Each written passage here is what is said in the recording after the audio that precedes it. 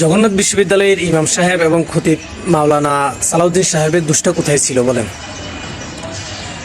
সত্যের পক্ষে কথা বলাটা কি ওনার দোষ ছিল? হ্যাঁ, সত্যের পথে প্রতিবাদ করাটা কি ওনার দোষ ছিল? ওই মেয়েটা অসুস্থ হয়েছে, নামাজ পড়তে গেছে, অসুস্থ হয়েছে, ওখানে শুয়েছে, ওখানে ইমাম সাহেবের দোষ কোথায়?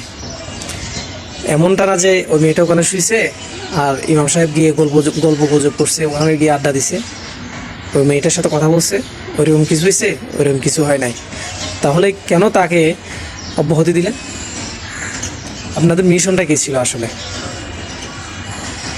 যদি এরকম হইতো যে মেয়েটা ওখানে শুয়েছে, ইমাম সাহেব এবং মুয়াজ্জিম সাহেব দরজাটা লক করে দিছে, দরজা আটকে দিছে,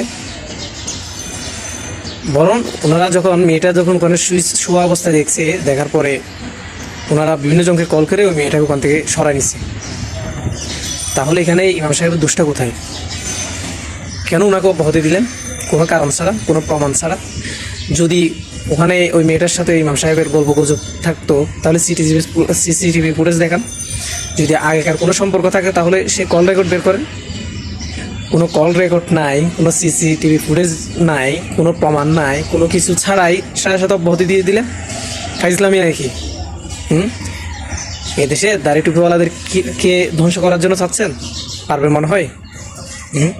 আলেম সমাজ যারা আছে ওনাদেরকে কি সরিয়ে ফেলার জন্য চাচ্ছেন? আপনাদের মিশন কি? আসলে মূলত ঘটনা কি জানেন? মূলত ঘটনা হচ্ছে ওখানে বেশ কিছুদিন আগে জলসে জুলুস বা মিলাদ ওইরকম টাইপের কিছু একটা হয়েছে। তখন ছেলে মেয়ে একসাথে বসে, পাশাপাশি বসে ওয়াজ শুনতেছে, বয়ান শুনতেছে। এটা কিন্তু ইসলামে নাই। তো যখনই এই ছেলে মেয়ে একসাথে বসার ব্যাপারে উনি নিন্দা জানাইছে, উনি প্রতিবাদ জানাইছে, তখনই শুরু হয়ে গেছে ওনার বিরুদ্ধে অ্যাকশন নেওয়া। আসলে ইসলামে তো নাই যে ছেলে মেয়ে একসাথে বসে ওয়াজ শুনবে, নামাজ পড়বে, ইবাদত করবে, এটা তো ইসলামে নাই। তো যেটা ইসলামে নাই সেটার বিরুদ্ধে তো কথা বলবেই। ইমাম সাহেবরা কথা বলবে না? অবশ্যই কথা বলবে।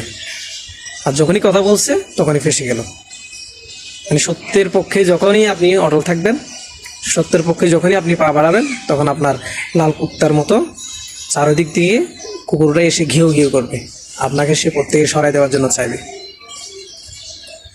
এখনো সময় আছে। ইমাম সাহেবকে ওনার কাছে ক্ষমা চেয়ে সরি বলে ওনার জায়গাটুকু ওনাকে ফিরিয়ে দেওয়া হোক, ওনার দায়িত্ব ওনাকে ফিরিয়ে দেওয়া হোক। তা না হলে পিঠের চামড়াটাও খুঁজে পাবেন না। এদেশে এখনো মুসলমান আছে। ভাইবেন না যে সব কিছু করে পার পেয়ে যাবেন। দাড়ি টুপিওয়ালাদেরকে সরানো এত সহজ না। যতদিন আল্লাহ আছে না, যতদিন ইসলাম আছে, ততদিন এই দাড়ি টুপিওয়ালারা থাকবেই। জন্মের সময় যেমন আপনার ইমাম সাহেবদেরকে দরকার হয়েছে, মোল্লাদেরকে প্রয়োজন হয়েছে, ঠিক মরার পরেও এই মোল্লাদের কি প্রয়োজন হবে, এটাই মাথায় রাখেন। সব কিছু নিয়ে ফাইজলামি করেন না।